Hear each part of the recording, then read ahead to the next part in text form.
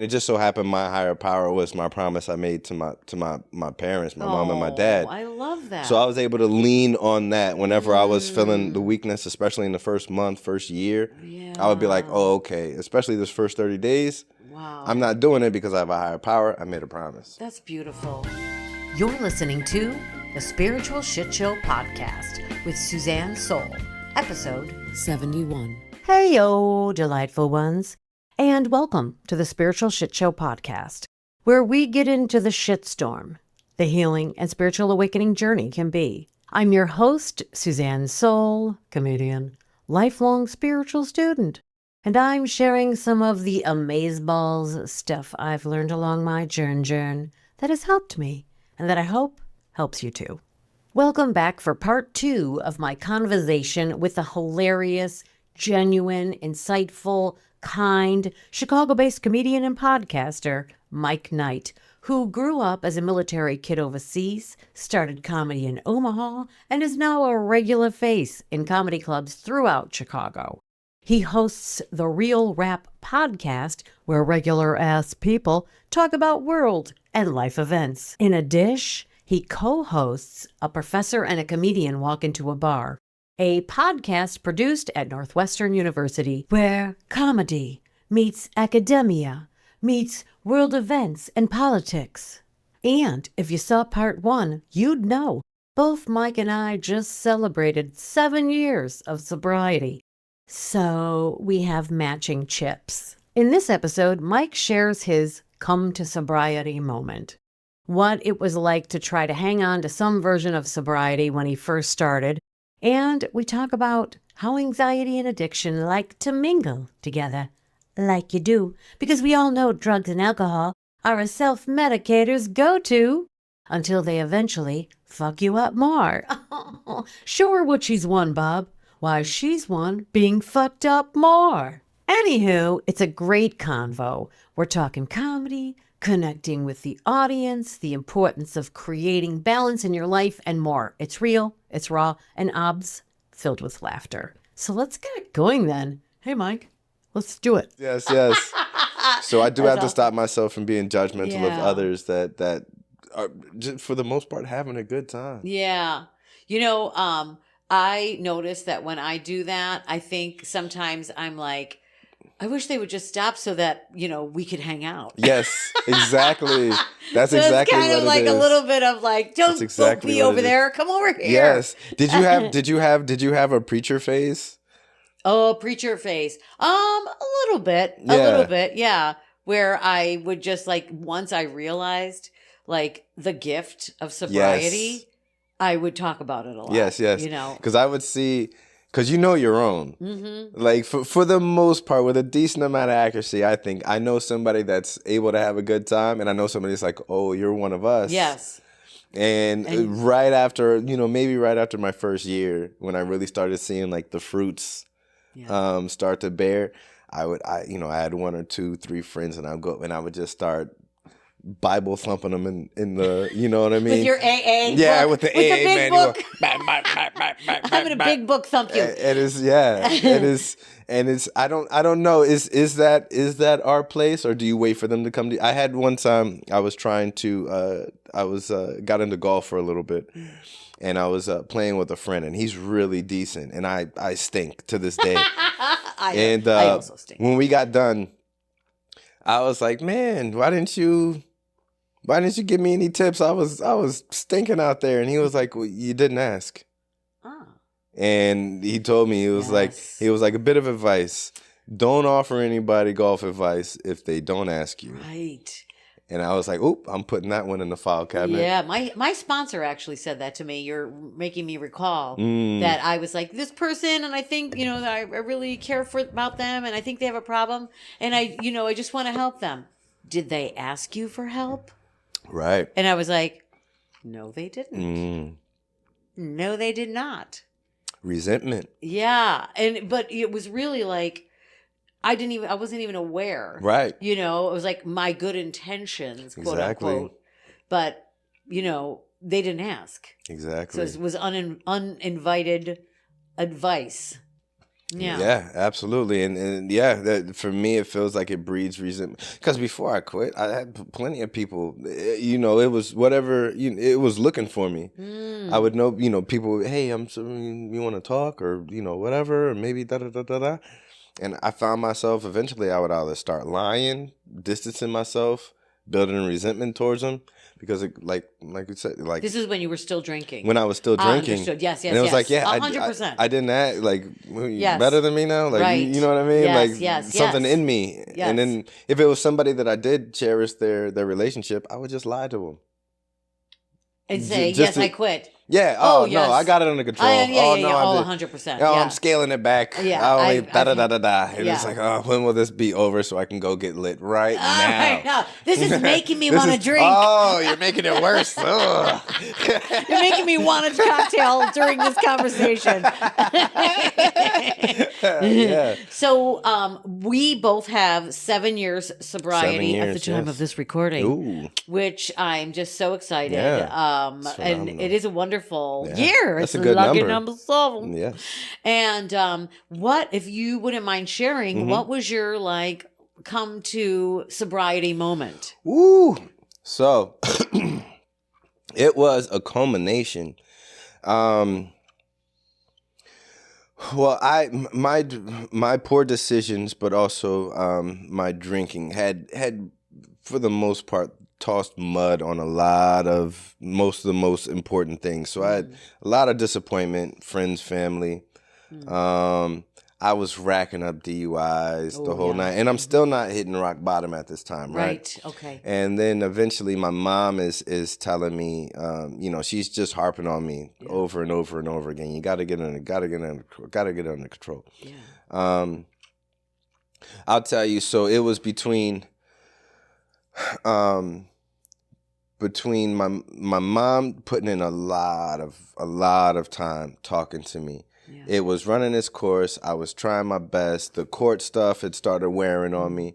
And then there was a point in time I had a job out here, and I ended up meeting a gal at the time, and she was, I want to say she was about 3 years in sober. And then we started getting to know each other, right? And in my mind, I wanted to impress her, right? She took a shining to me out of pity, I think, because I was an alcoholic, right? And that was like kind of how we started talking to each other. Okay. Well, to long story short, I ended up trying to quit to impress her. Oh. So I'm going about a week and a half, right? Of not drinking, and I'm just skins crawling. I'm like, what is this?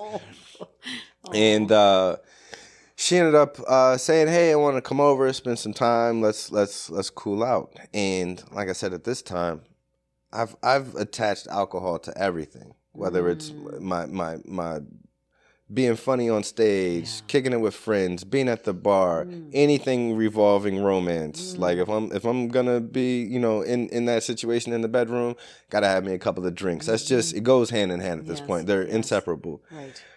So when she's on her way, and I didn't have any alcohol in the house. It was too late. Last call was already done, and my anxiety is through the roof. Yeah. Come up with a brilliant idea.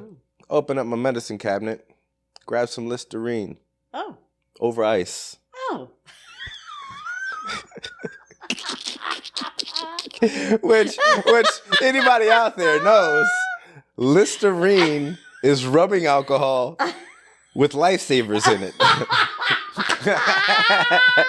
So. Oh my God. You're clever, if anything. So I pounded about 3 fingers of Listerine. Oh my gosh. And God bless you. 1 or 2 times, and bless this young lady's heart, she Did it get you drunk? It got me a buzz. Okay. What else it got me was an ulcer. I was going to say. Yeah. Like an actual ulcer. Like an actual ulcer. Like God. Actual burned a hole in my stomach. So to the point there was there was a good there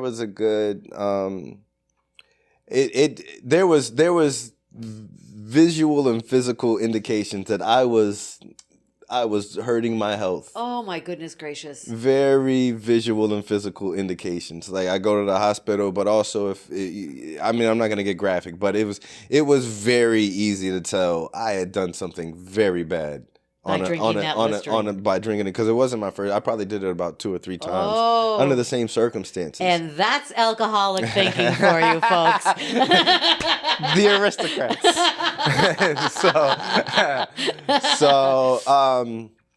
And then that technically also wasn't rock bottom. But when she came over, were you like writhing on the floor? I was, at the time I was just buzzing. It was after it started running its course. But she couldn't tell because you just smelled minty. I probably just smelled like minty. Whiskey. But also like when I used to smoke, cigarettes or whatever, I don't smell cigarettes.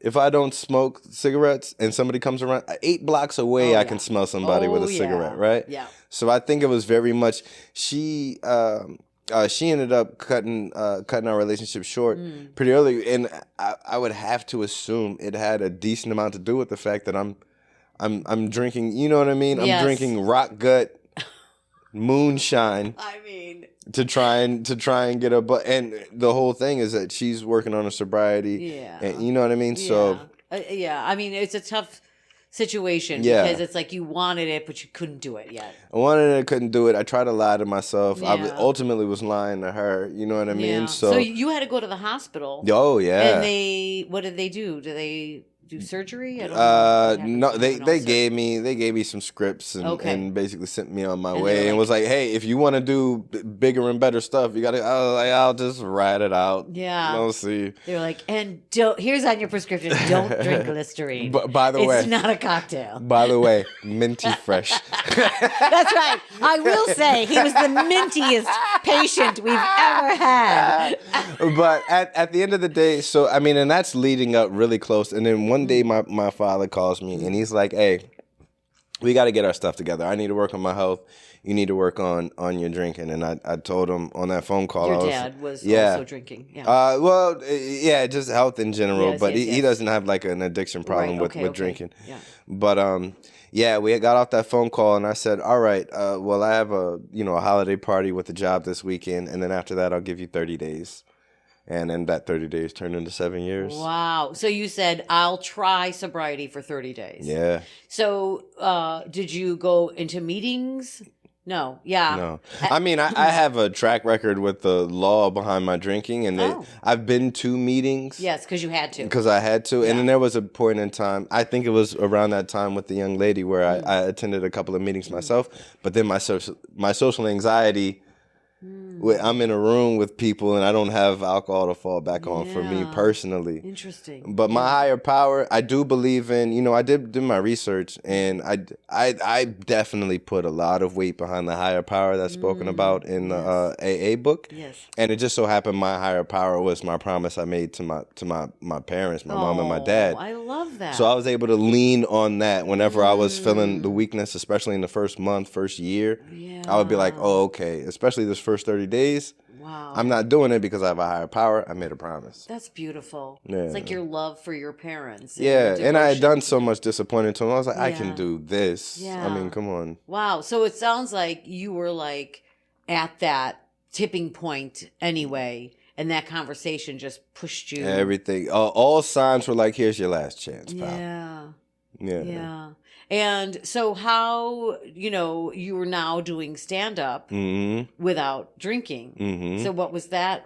How did you manage that? It's amazing. It's a blessing. Anybody out there struggling, I recommend it because you're less anxious, maybe less self-conscious if you have a drink or two, but you don't have access to every book in your library. Yeah. You only have a few rows, a few titles, and you can flip through those pages as many times as you want. For me, in particular, but now that I'm not drinking on stage, I'm not drinking at all. Like my whole library is available to me. Oh, great! So you're talking about our thoughts My and thoughts, your knowledge, your wisdom, Exactly. your insight is fully available to you now. I'm just more because present you in the are moment. present. Right. And yeah. Yes. Beautiful. So when I was drinking, I can go up there and just be like, I don't care what they think. I'm gonna say whatever, and sometimes it works, sometimes it doesn't. Right. But now I'm actually conscious up there, and that feels good for me. It's phenomenal. It's night and day. Yeah, that's incredible. Mm-hmm. So I'd love to talk about your comedy. Sure, please. Okay, so you were inspired by Killjoy to give it a shot, and you started doing open mics. Mm-hmm. And what was that experience like for you? As if I have to ask, but I want to hear yours. That was so another full disclosure, and since we're talking about drinking, so the full story about how I started doing comedy. I'm in Omaha, Nebraska. Okay. I get pulled over for what would end up being my third DUI. Oh my goodness gracious! On Christmas Eve. Holy Toledo! So, and this is. I still don't, that disease, alcoholism or addiction is insidious because when I look back, I'm like, how is that not rock bottom? Right, exactly. You're like, how, it's amazing, isn't it? I get pulled over on Christmas Eve. And the judge, bless his heart, he had given me a million chances. I was, some people think I'm charming. So you are. The judge had given me a million chances. Yeah. And it's the same judge. And I show up in there like the day after Christmas, the day of Christmas or whatever. And he just looked at me. He was like, I'm tired of seeing your face. 90 days. Yeah. Right? So I miss Christmas. I miss New Year's. I miss my father's birthday. And I miss his retirement. I feel like dog doo-doo. It just so happens that's where I meet. I'm not putting your business out there. Everybody knows the story, Killjoy. And he wasn't in there. Killjoy was in there. Yeah, he wasn't in there for anything bad. He was just. We all have people or. That have our people have been. Everybody's had some time in the He was in there for being a nincompoop, not for anything. Not for anything not murder. Yeah, exactly. And so I meet him in there, and that's where we have the conversation where he's like, "Hey, when you get out here, you should whatchamacall." So I get out. My first two open mics, I get blacked out, like blackout drunk. Yes. My first two times on stage, I have next to no memory of it. You're like, I could have killed, I could have bombed. Nobody knows. And so my third time going out there, I said, no, I can't. I got to take this serious. There's something here. And I gotta. So I invite, and Mark, I have no idea about the scene, open mics, the culture, none of that stuff. So I invite everybody I know. This is an open mic. I know. This is 5 minutes to go up there. I know.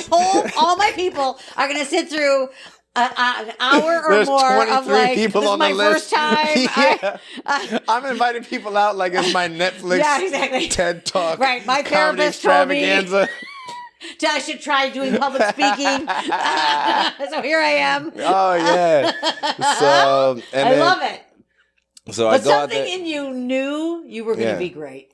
So that particular one, I had a decent amount of. I had way too many people out there, and it was a fun set, and then. Maybe 9 months into my comedy, I have a friend from Japan I went to high school with. Shout out Nikki. She's one of my closest friends. Shout out. I'm sorry, I was talking over it. Would you say? Yeah, Nikki. Shout out to Nikki. Yeah, and she lived out here, and I was like, hey, I wanna come visit and go try out some comedy. And it was just one of those movie nights where I went to Jokes and Notes, a legendary Jokes and Notes. Everything just happened to go my way. They bumped like a super duper all-star famous comedian and gave me some time. Damn. And it went well. And it went well with some of the worst jokes you've ever heard in your. This is year one jokes. You know what I mean? They're horrendous. Mm-hmm. And but I just knuckleballed them in with just piss and vinegar. That's great. And I was like, okay, I'm moving to Chicago now. Oh, I love it. Yeah, you are a natural. When I've watched your clips, you're a very natural presence up there, which is like half the battle. Yeah, yeah, and you're funny. I love when my favorite thing is when the crowd is ready to go. If I can create with the crowd, yes.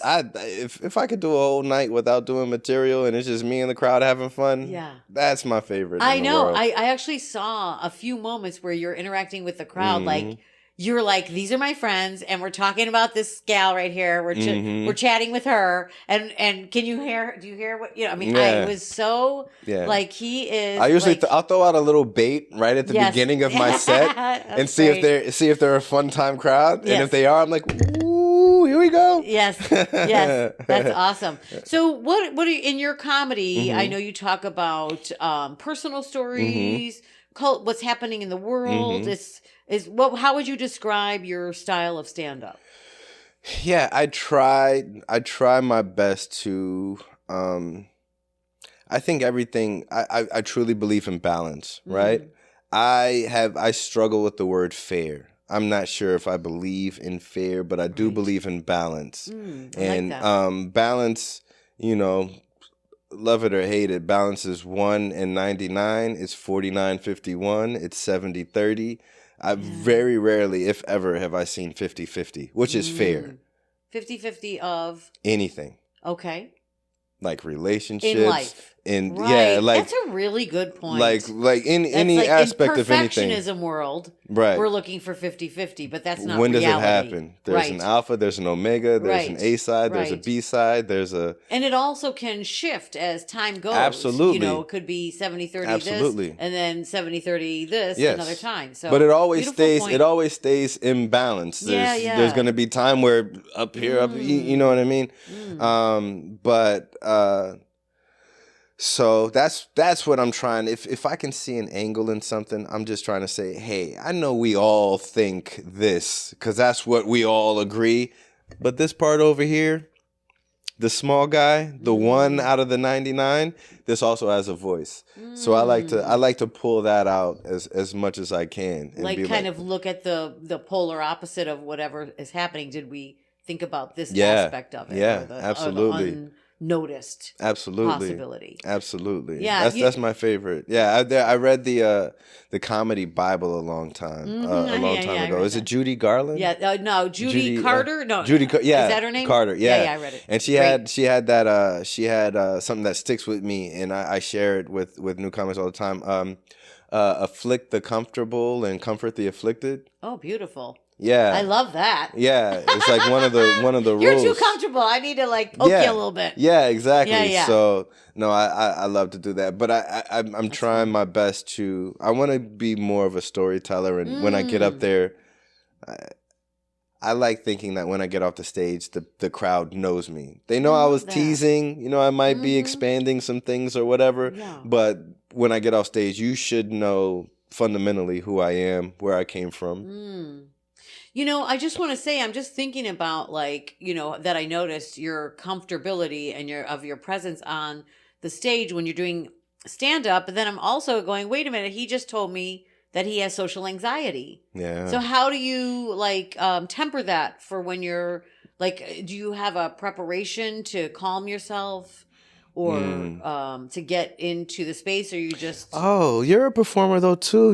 It's greedy. You have to know that. You know what we're doing.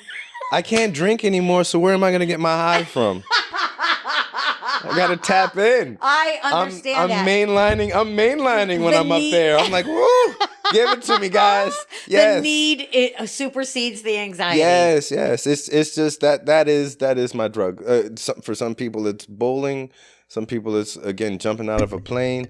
Some people it's, who knows what it is. Some people it's reading. So you don't even, I'm recalling that you said if you were in the room and you didn't have the mic, then you would really feel it. Yeah. So that kind of is a comfortable spot for you. Okay. I have done stand-up and in my experience is that I would get so anxious prior to a show the whole day. Did you ever have that? Oh, yeah. And what did you do? I used to drink. Oh, okay.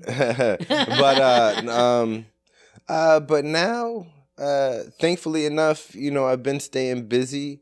So, now it's just, hey, I'm going to go do the thing. So there's still something there because you never know what's on the other side of ladies and gentlemen, come to the stage. Right. Like, all right, is this going to be really good? Is it going to be really bad? Are they going to be like dead? Yeah. A dead audience? Like, what's his name? Milton Berle used to say, what is this, an audience or an oil painting? Yeah. Yes. I love that. I definitely have a version of something like that I do now. It's painful. For sure. Yeah. But, now at this point, I love comedy so much and I'm comfortable enough in it for myself. I love that. That even if the crowd's not having the greatest time in the world, I will find a way for me to have fun. Oh my God, I love that. Yeah. That is so powerful. And I love it. Like, gives you your joy because we can't control other people. Yeah.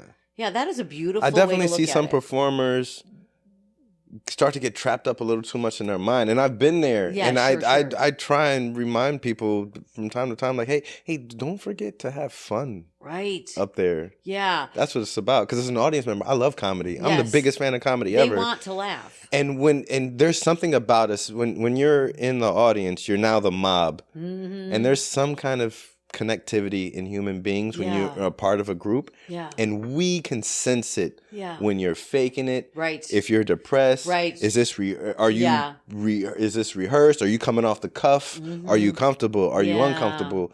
And we react to it naturally. It's like an energetic. We become a hive mind. Yes. And when you're uncomfortable, you've just made all of us uncomfortable. Yeah, everyone's uncomfortable. And now you've got to try even harder to get back to zero in order to get us to the part where we want to be laughing again. And so it's like, oh, no, don't crash, don't please. Don't go there. We want you to win. Yes, it's so true.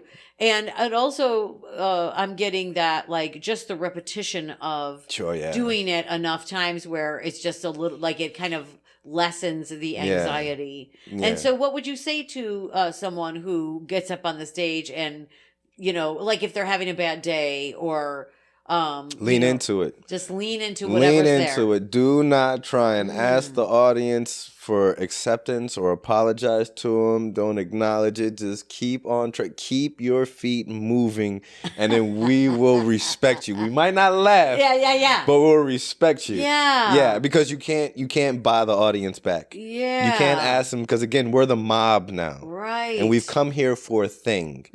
And if you're not delivering that thing, you've turned our hope into despair. Yes. And when our hope turns into despair, now it can start getting ugly. Right. So that, my friends, is part 2 with the funny and insightful Mike Knight.